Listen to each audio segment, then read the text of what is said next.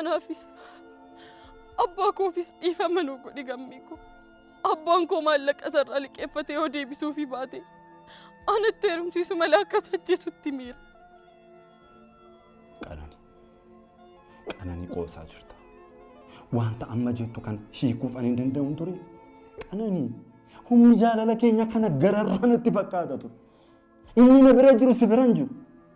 Maal jechuu keeti akkamitti jaalala ijoollummaa kaamnee guddifne waan salphaa kanaan huutee ajjeeftamoo yoo rakkinni kana caalu anaaf sirra ga'eeyoo akkamittiin dandamachuuf akkamittiin bira darbuufati.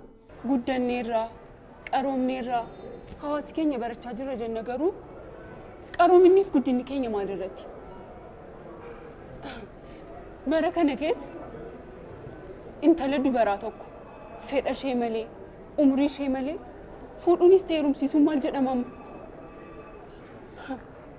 Maal seete beektaa laloo qaroominni barnootaanis ta'e magaalummaan hin dhufu. Inumaayyuu hawaasa Oromoo warra duriitu nu caalaa qaroomaadha. Bara durii mirgi dubartootaa seeraan eegamee yoo heerumuu barbaadde ta'e asiin adeemti.